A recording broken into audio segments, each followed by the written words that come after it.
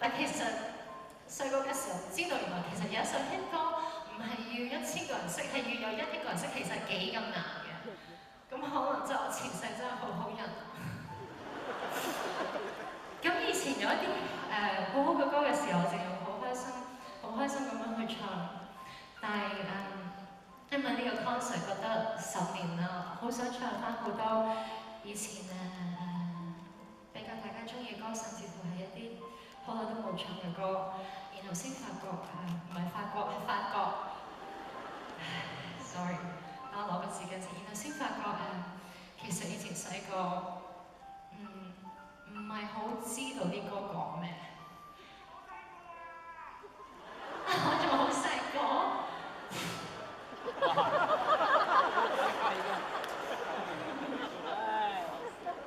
咁